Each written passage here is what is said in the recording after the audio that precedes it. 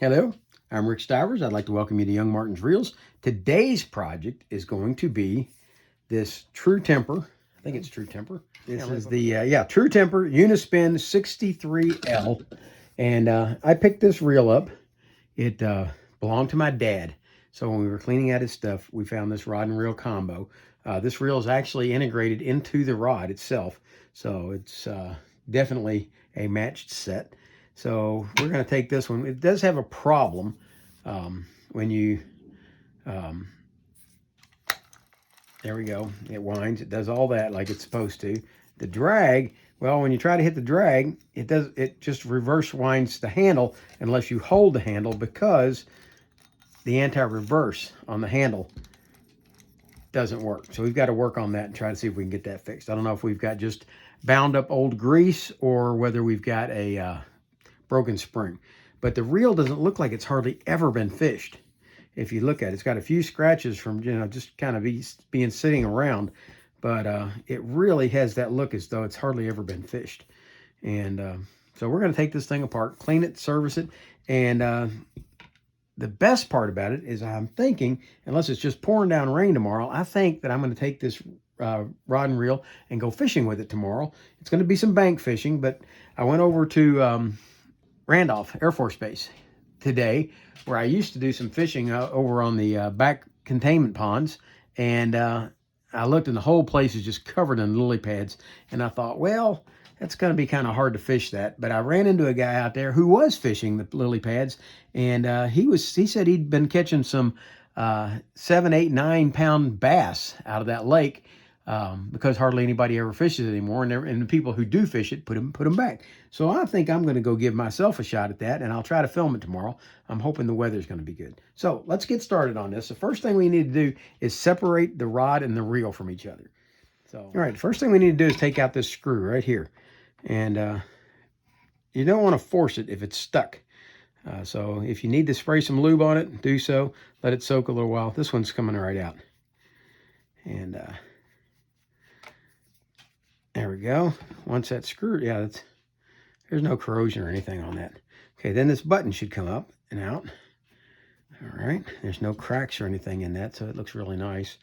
It is a little yellowed, and I might have to break down and try out Dan's trick of using some hydrogen peroxide in a Ziploc bag in the sunlight, but that's going to be somewhere down the road. It's not going to be right now. Okay, first thing we got to do now is take these 2 screws out.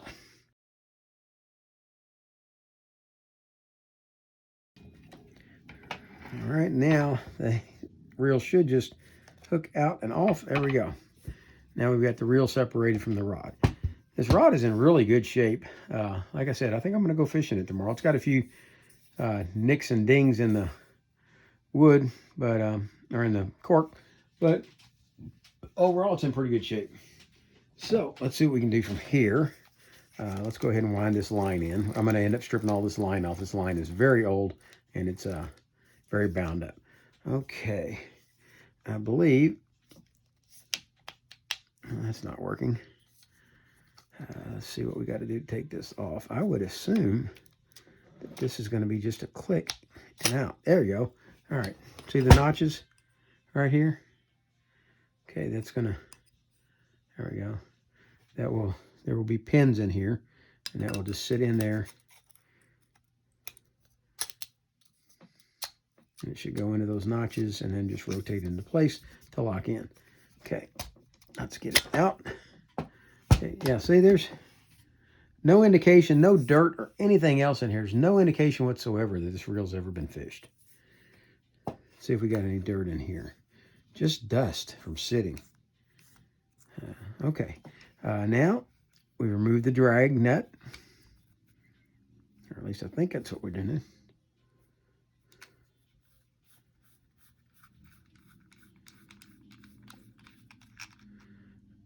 Oh, that's interesting. Okay, that didn't work the way I thought it would at all. Okay, put the nut down and turn it counterclockwise, and that tightens it down against there and locks it in. All right, turning it clockwise actually unscrews that up out of there and loosens it. so that you can take it off. All right.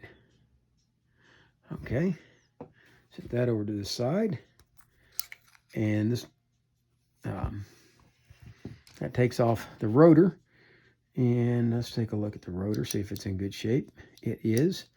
It springs easily. It's not even dirty inside. I am going to spray it down with some WD-40 and wipe it out. And we'll come back to cleaning that in a little while. Let's see what we do here with the... Okay, so far that's not coming off. There we go. All right. Okay. A little bit of dried up grease right there, but that's it. And again, these are going to drop in, rotate around. Let's see, it's got to go clockwise to lock when it goes back in. Okay, so you push it down and lock it, turn it clockwise, and it should lock. That did not lock. Let's try it again. Okay. Let's get it to where we know we're going to, there we go, right there. No.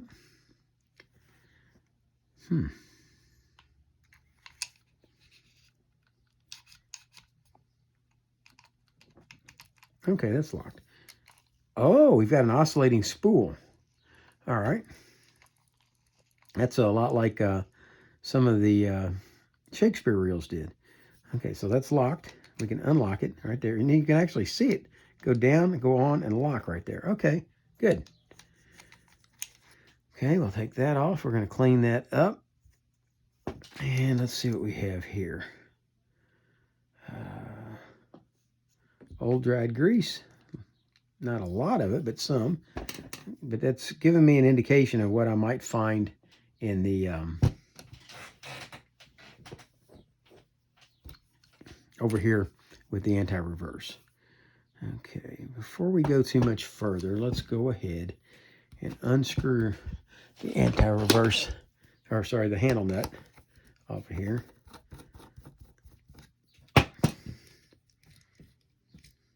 Okay, it's got a star washer on it. There's the handle.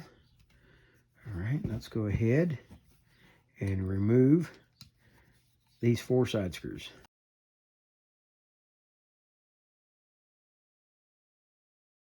All right, now when you take this out, see this main gear here? See how it sticks out beyond the edge of the side? Well, what that means is that when this goes back in, you have to kind of slide that gear up underneath there. When I tried to take it out, it didn't want to come out. I had to kind of bring it and pull it back like that to get it to come out. Okay. Yeah. See the grease in this? Yeah. That's just old, dried up, crusty grease. And grease like that is not going to allow the anti-reverse lever in this to operate properly, I don't think. Okay, let's go ahead and take the main gear out and take a look at the anti-reverse. That's old and caked in there. The amazing part is that this thing still was working. Okay, now this is one of those type that doesn't use... Okay, it's just a little sticky. All right, but this one doesn't use a spring. It actually uses the action of this turning inside there. And I don't know if you'll be able to see it. Yeah, again, look, now it's working. Anti-reverse has gone from not working to almost working. It's still not quite perfect, but let's give it a try. There we go. Okay, so as the handle rotates, there we go. So it just needed to be freed up. All right, set that over to the side. Does this cog come off? Doesn't appear to. We'll leave it on. Okay, let's see what we've got here.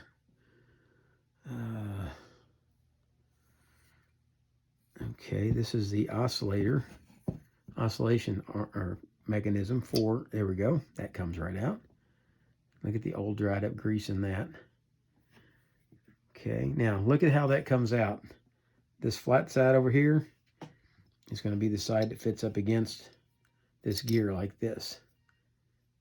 Okay, if you flip it around this way, it won't be able to go in. So it has to go in like that. All right, so we'll be able to remember that, how it goes. All right, what do we got here? Okay, that's still functional. It's working like it's supposed to, so that's a good sign. Okay, so which means when you push this, well, it's a whole lot harder to push that button in without the that big wide button right there to push down on it. See, normally that's sitting like that inside there and pushes on that button. So you've got all that for leverage. You don't have that. So yeah, it's going to take a lot more force to push that in. All right, let's see. What do we have to do to take this apart? Okay, that rod doesn't come out of there. All right. I'm thinking we're going to be taking these two screws out right here. It looks like this whole assembly is going to lift right out of here. Okay. All right, well, that took that right out, leaving basically an empty case. Well, let's see if this rod will come out. Okay, this rod comes out through here. And yeah, it's kind of binding up inside there. So we'll have to run a cotton swab through here to clean that out. And we'll clean this old grease off of here. And that should have that back up and running again pretty quick. I don't see a need. Uh-oh. Uh-oh, that's not good. I did not see where this just come from. I bet I know, though. I bet that it was right here. Like so. But I'm not sure of that. Okay, this is one of those where I'm going to take a little time probably and go back and look at the video. Well, I haven't exactly figured out what its purpose is yet, but it goes right here. I was able to find it in the video. It's there for just a second, and then it disappears. But it goes right there like that. And I've yet to really ascertain what its real purpose in life is yet. Because this is going to go back in here like this. I think, let's see, yeah, there's the screws. You would think there would be one for each side, but there's not. So it goes in like so. And this button here is going to sit down on top of that post right there like that.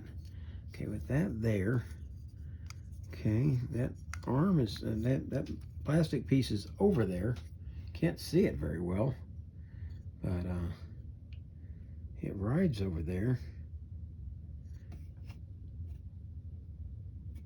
And I don't see where anything comes anywhere near it.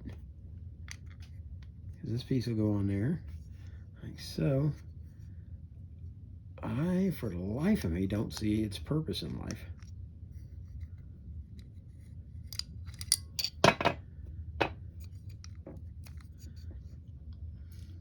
But we know where it goes, and we'll put it back there. I really have to wonder if it would hurt anything if it wasn't there.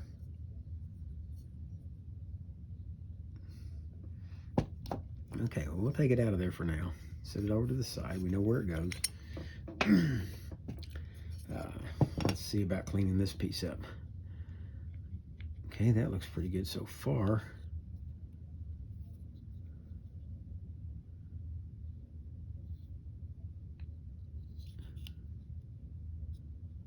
Wow, those springs come really, really close to that gear. But they don't hit it. But they're an odd spring. They're not round springs. This is not, I don't think, how I would have designed this.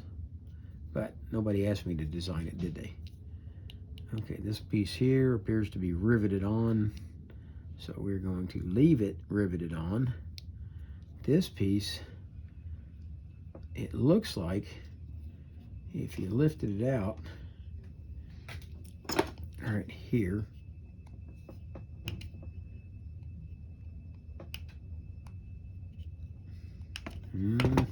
doesn't seem to want to move, does it? Let's push it up a little bit so I can get under it there. Oh, there we go. That got under it. Okay, let's do it again on the other side. There we go. Okay. Now we'll go back to this side. Do it again. There we go. That lifts this piece out. That'll allow us to grease or oil under there. Oops, sorry, you guys didn't see any of that, did you? Tell you what, let's do it again. Okay.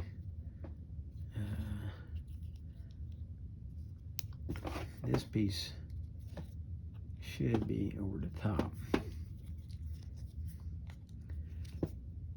But this piece, like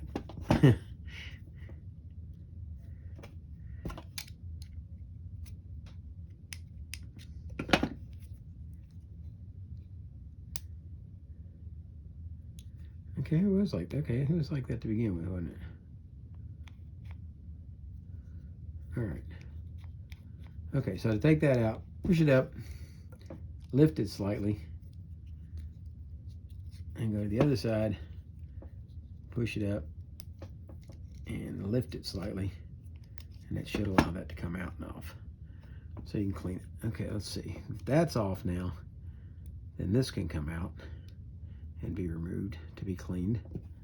And then this part, well, all right. That doesn't come out. Well, this is going to give me an opportunity to try something that I haven't messed with yet. I bought a tool this week, and when I bought it, what I assumed that it was a E-clip removal tool. But it turns out it's not a removal tool, it's an installation tool. But since I haven't gotten to play with it until now, I want to see if it can actually be used for both. So what I think you do is you find the right shaft size. See, here's your shaft size right here. And you find the right shaft size for this. Am I doing it wrong? I could be.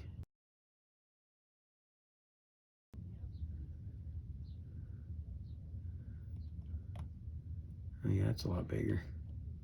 Okay, so much for my shaft size I was trying to figure out. Okay, if this works the way, I know it's used for installation, but I was hoping that you could also use it for removal. But it doesn't seem to work for that. So, which is what I thought I was buying it for. So let's go ahead and bring this up. And hopefully you'll get a chance to see me use this thing going in. Okay, there's the E-clip coming out. And half the time, that's the hardest thing, is getting it out. So that's one of the reasons I bought this tool, thinking that it would help. All right, that's there. Now that removes the axle shaft out of there. And at this point, everything is completely disassembled. And I'm looking at the inside of this, and it does look like maybe this reel has been used, because it kind of looks like it's had some water intrusion at times. Could just be humidity has gotten to it. It's not finished on the inside. It's a cast aluminum, and it doesn't look like it's finished in any way, shape, or fashion. So anyway, I'm going to go ahead and take all this stuff apart, clean it real good, and put it all back together. Let's see if these springs come off of here. And they do. So we'll clean all this up, get our springs clean. And these would be very easy to lose, these two little square clips. Those are things that you don't want to lose. So that's one of those things that I would use my safety pin for, if it's not too big. It might be too big to even go through. Nope, there we go. Put those two on there, and I think I'm going to go ahead and stick my springs on there too. And snap that down so I don't lose any of those parts. All right. I'm going to spray all the rest of this down and clean it real quick, and I'll get right back to you. All right, I believe we have everything pretty much cleaned up. I did a little bit of experimenting with this E-clip and this E-clip tool, and either this is a standard instead of a metric E-clip, or this thing's a piece of junk. I don't know which yet, but we'll get back to that on another day. And for now, let's go ahead and start worrying about putting this thing back together. Okay, the first thing we're going to need to do is we're going to need to put this rod back into the case so we don't forget it. Okay, now you've got, hang on. I have decided for this particular reel, I'm going to use this Super Lube. And the only reason I'm doing that is because with the Super Lube, it's so translucent, you can really see the parts real well. So when you put it on, you can still see everything that's going on pretty much. So that's why I've decided to use Super Lube for this one. Not that it's any better or anything. I just think it's going to allow us to see things a little better on this particular reel. So I'm going to put a very, very light coat of it on this button, because the button can be greased because, and it is a sliding item, but you're not constantly doing it. All you're doing is pushing the button every so often. So we want a little bit of grease on there, and there's a lot of torque on this, so we're going to use grease instead of oil. All right, so that's got that in there so we don't forget to do it. And the next thing we're going to do is see if we can reassemble this part back into this. Okay, so again, this is one of those rotating items. So this one is, we're going to oil. We're going to put oil along the shaft of the axle. We're going to put it back into the housing and spin it around a little bit, give it a chance to kind of pre-lube things. Okay, we're going to set it down, and now on top of that, we are going to set our pinion gear, which I've scrubbed up real nice. Let's blow this up a little bit so you can see a little bit better what we're doing here. Okay, we're going to set this pinion gear on and rotate it around until it drops down onto the shaft. Next, we're going to put this spring on. Now, hang on. Before we do this, let's put a little bit of grease here on the axle shaft where the pinion gear rides, because it's just going to slide up and down as you push the button. So let's put a little bit of grease there and put this pinion gear back on. We'll grease the pinion gear a little bit. Right now, though, underneath it, once it's all installed, it's really hard to get grease up under there. So now we'll set this spring. Now, there's a large end of the spring and a small end. We're going to put the large end down against the gear, like so. And then we're going to kind of compress the spring down until we can set our E-clip back into place. Now, I was trying to use that E-clip installation tool, and it did not work worth a darn for me, and it may just be that this is a standard size instead of a metric, and that may be why it wouldn't go on. It just wouldn't hold it. There. Okay, E-clip's installed. Now you're supposed to be able to just put it in the end of this right here and just pop it right on, but it would not stay in. The 2.0 seemed to be too big, and the 1.5 was too small for that E-clip to fit in. So I'm thinking it's a metric size. I think that's real. I mean, not metric, but a SAE size. Okay, the button pushes. That does good. Now we need to put this assembly back in with our springs. All right, I've gone back and accomplished this for the second time. The reason being is because I found out that I was zoomed in too close the first time and you couldn't see anything that I did. So we're going back. I took it back apart and we're going to reassemble it now so that you can see it. And I'll just edit out that stupid part where I was acting like an idiot, I guess.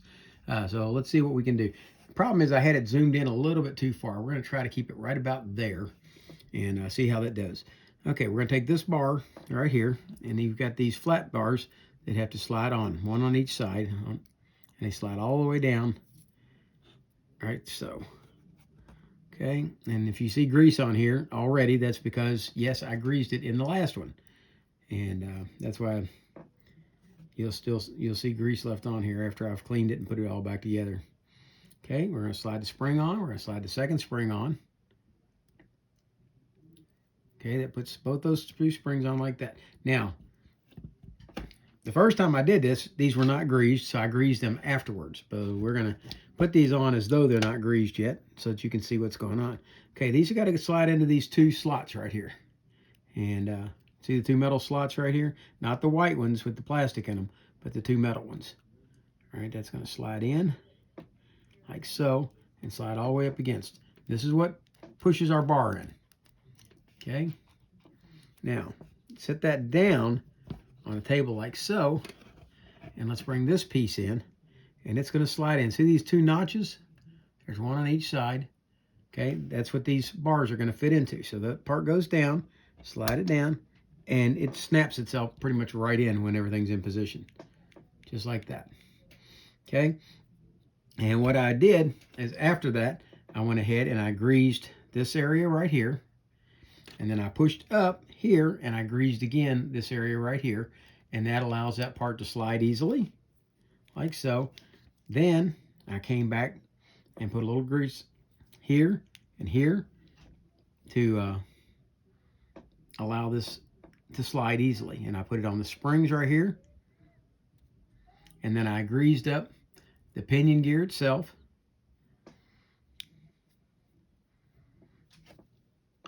All that's now greased and ready to go back together. So this part now is going to go in to the case. Before it does, we want to take this piece that tends to like to fall out, and we're going to sit it in here. And I still haven't come up with an explanation of what that's for. It's too far away to touch anything here on the gear. I just don't understand what its purpose in life is. So anyway, let's go ahead and flip this bar up, the lever in the back. Remember, you've got to make sure that this bar is in all the way down. Then bring this in and slide it back. Make sure that white plastic piece, which just fell out, it stuck itself here. Okay, let's put it back on because I was trying to show you everything else. Let's stick it back on. And we'll kind of do it this way. That'll keep that bar up and out of the way of everything. And it's got to come up above that, like so. See the bar, the push button bar? It's got to come over here. And kind of wiggle this around a little bit until she drops into place, which it doesn't want to do for some reason. What's going on here? There. Okay, let me see if my white piece is still where it belongs, and it is. All right, now we're ready to put those 2 screws in. Oh, and remember, let me show you something here real quick.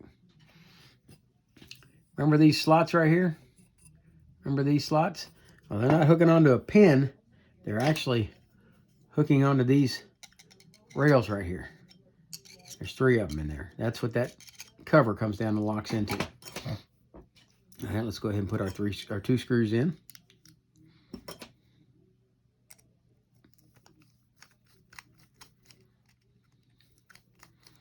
Don't tighten either one all the way down until you got them both started.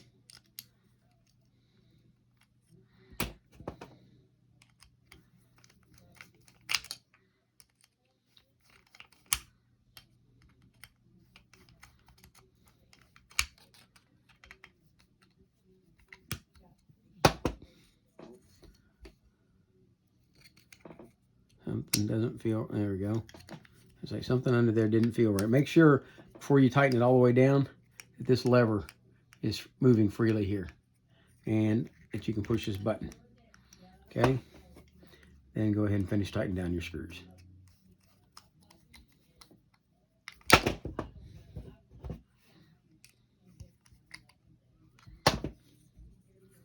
Make sure you still got that freedom. And we do. All right. Next is going to go your spool oscillation guide. And you're going to want to grease it on each side. I've already done it. But grease along here, along here, along here, and along here. And then slip it in. And it's got to go into, see the 2 white rectangles? It's got to go into those 2 holes, just like that. And it'll stick up on this side. Once you've got it sticking up on this side, you can go ahead at that point. Make sure you don't have any line trapped under it. And take your spool, slip it on. Up, make sure to hold that up. Slip your spool on. Come on. There we go. And make sure it locks into place, which it isn't doing yet.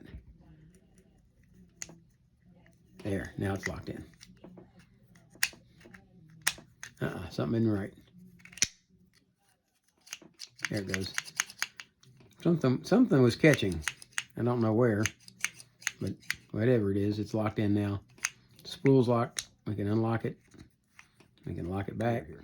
So what we're going to do is we're going to rotate this so that the pin on this is all the way forward, all the way towards the front, and we'll pull the gear or spool all the way forward.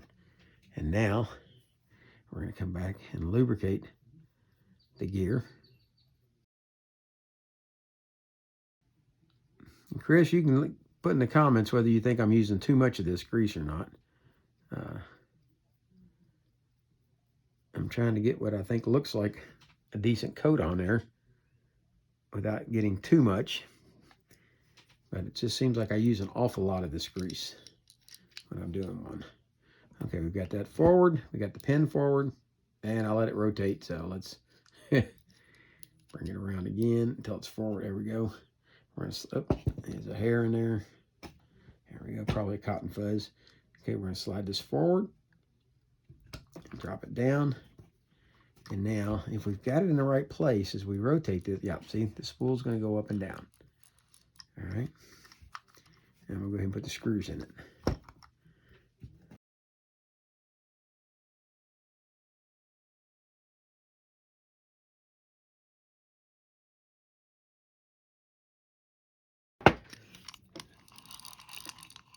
All right.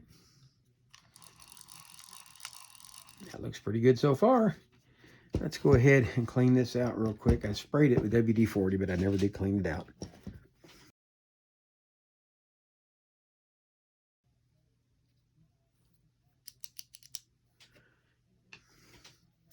Okay. We're going to set this on now. Like so. Yep. Hang on.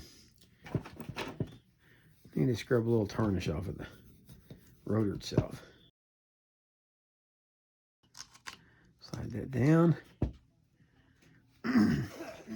Set this down. Okay, set this down. And I think we said we're going to turn it counterclockwise to tighten it. That is true. There we go. All right, that put that on. All right, and to make sure that this line is not getting trapped, go ahead and pull it all the way through. The big hole, that's so much easier than those ones with the little bitty holes. And I don't see the pins. I know they're in there.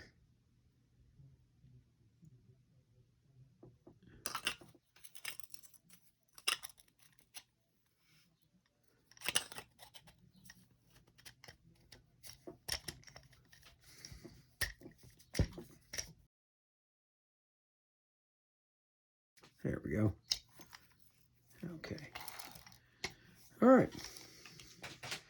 Got that all together to that point. Now, it's time to remount it back to the rod. Rod up here. And this will just simply fit back right back down inside there with the pin through the handle, I believe. Okay. There's alignment right there on the front. See that alignment boss right there? That's going to fit right up against that one. And you just line them up and put the screws in it, apparently.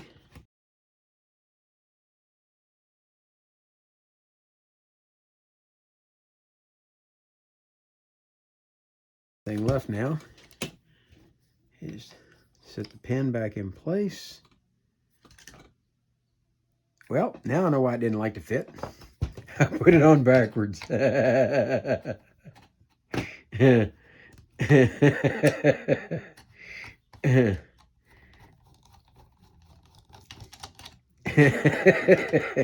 You'd think I would have keyed off on the fact that the eyes were pointing in the wrong direction. That's fun. All right, let's try this again.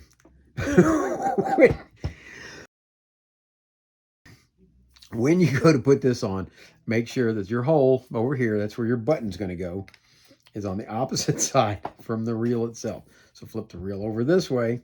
Now that boss that you've got on there is going to actually fit into a boss over here.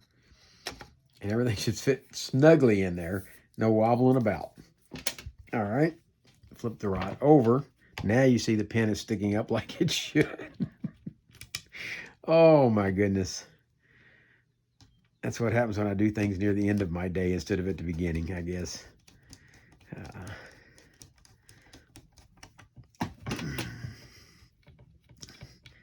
I'm interested to know how many of you noticed that I was doing it wrong to begin with.